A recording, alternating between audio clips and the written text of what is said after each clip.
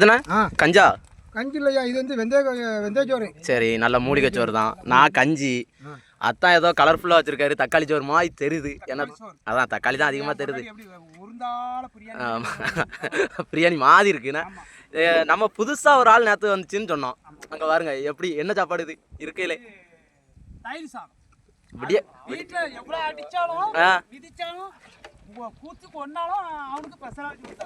அப்போ அவங்க வீட்டால் வந்து அவ்வளோ தெளிவாக இருக்காவ.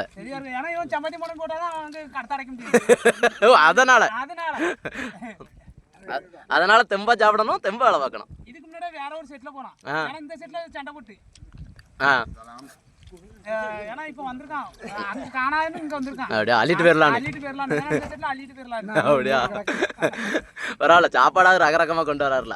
சாப்பாடு இதுல வந்து யாரும் எப்படி கொண்டு வந்த கிடையாது. எத்தனை டிஃபன் பாக்ஸ் இருக்கு அதை தான் நம்ம நோட் பண்ணோம். இது நிறைய இட்லி தின்னாச்சு. இதுல இன்னும் 4 இட்லி கிடக்கு. வா பரவாயில்லையே, அப்போ அதிர்ஷ்டசாலி தான். ஆனால் பொண்டாட்டி அடிக்காரு. பொண்டாட்டி அடி அதனால போதே போட்டு